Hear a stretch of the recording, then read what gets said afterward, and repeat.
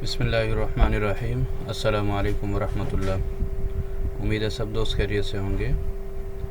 आज हम बनाने वाले हैं आलू गोश्त, जो कि बहुत आसान है बनाना और बहुत मज़े का बनता है। तो इसे बनाने के लिए देखते हैं हमें किन किन चीज़ों की ज़रूरत है, ये कैसे बनाया जाता है।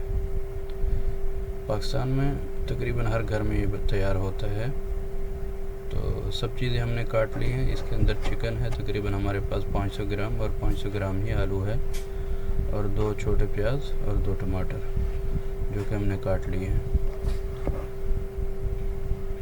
तो चलते हैं। बर्तन के अंदर हमने ऑयल डाल दिया और इसके अंदर प्याज डाल दिए हैं, और प्याज को हम अच्छे तरीके से फ्राई करेंगे हल्का ब्राउन होने तक।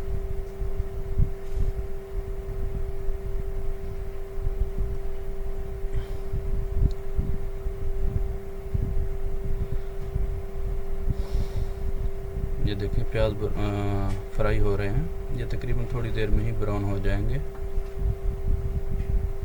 और यहाँ पे हमने 1 टुकड़ा दालचीनी का और 2 मोटी इलायची डाल दी है, ताकि खुशबू इसकी अच्छी बने।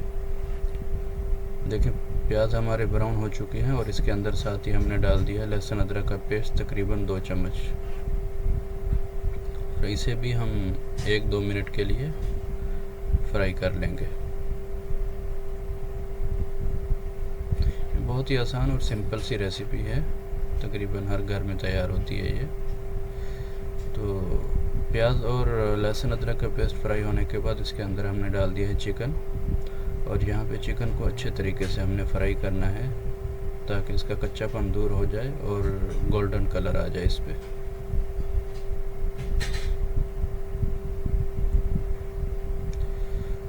और यहाँ पे हस्ब ज़ायक़ा हमने नमक डाल दिया है, तकरीबन 1 चम्मच के करीब।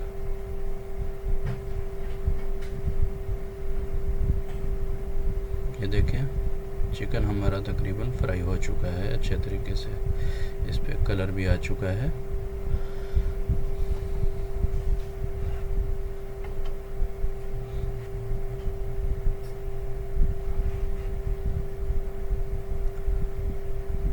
और यहाँ पे आके हम इसके अंदर कटा हुआ टमाटर और 1 पीस हमने लेमन काट लिया था, साथ में सब्ज़ मिर्च, ये डाल के इनको अच्छे तरीके से फ्राई करेंगे तकरीबन 4 से 5 मिनट के लिए, ताकि टमाटर बिल्कुल मेल्ट हो जाए।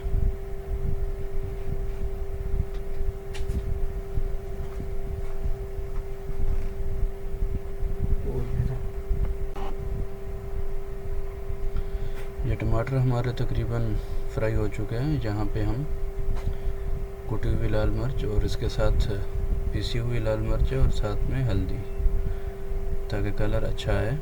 अमूमन मैं पिसी हुई लाल मिर्च नहीं डालता, तो यहाँ पे कलर के लिए मैंने डाल दिए। और इसे भी मज़ीद 2 से 3 मिनट हमने भून लेना है, ताकि मिर्च कच्ची ना रहे।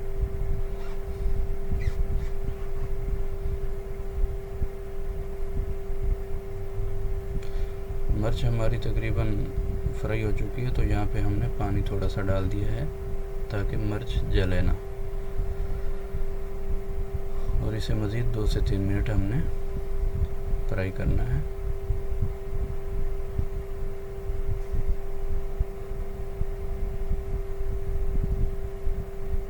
ये मसाला हमारा तकरीबन फ्राई हो चुका है यहाँ पे, तो मिर्च भी पक चुकी है इसके अंदर। अब हमने डालने हैं इसके अंदर कटे हुए आलू, जो कि मोटे पीसेस में हमने काट लिए थे। और आलू को भी हमने तकरीबन 4 से 5 मिनट फ्राई करना है।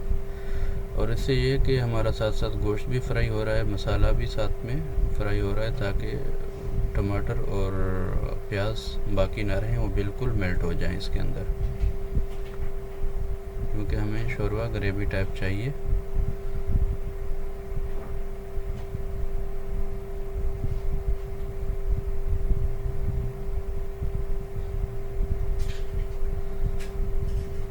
यहाँ पे मसाला थोड़ा जलना स्टार्ट हो गया था, तो हमने थोड़ा सा पानी डाल दिया इसके अंदर, और मज़ीद इसको 2 से 3 मिनट के लिए हमने फ्राई करना है।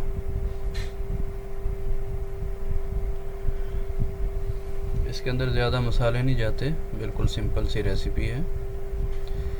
अब हमने इसके अंदर पानी डाल दिया है जितना भी हमें चाहिए।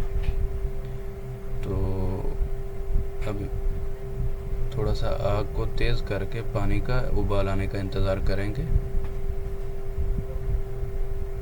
ये देखें पानी उबल चुका है हमारा। तो इसे मिक्स करके हमने तकरीबन 10 से 15 मिनट के लिए हल्की आंच पे, दम वाली आंच पे हमने छोड़ देना है, ताकि आलू बिल्कुल टेंडर हो जाए, गोश्त भी हमारा अच्छे तरीके से गल जाए। ये 12 मिनट के बाद हमने ओपन किया है तो आलू हमारे तकरीबन गल चुके थे। यहाँ पे आके हमने सूखा धनिया जो कि पिसा हुआ है हमने डाल दिया है। मज़ीद हम इसे 2 से 3 मिनट पकाएंगे ताकि थोड़ा सा भी जो कसर है आलू में वो भी ख़त्म हो जाए।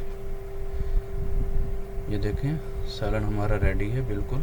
इसके अंदर हम काली मिर्च जो कि हमने खुद पीस ली थी और इसके साथ ही गरम मसाला हमने डाल दिया है और इसे यहाँ पे मिक्स कर लेंगे।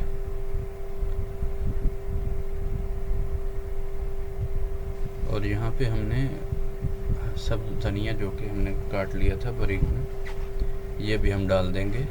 इससे खुशबू बहुत अच्छी आती है। तो उम्मीद है ये रेसिपी आपको बहुत पसंद आई होगी। तो सब दोस्तों से दरख्वास्त है कमेंट ज़रूर किया करें, लाइक कर दिया करें और चैनल को सब्सक्राइब करके बेल आइकन ज़रूर प्रेस कर दें।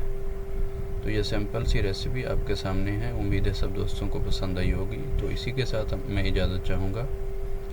मिलते हैं किसी नेक्स्ट वीडियो में इंशाअल्लाह। तब तक के लिए अल्लाह हाफ़िज़।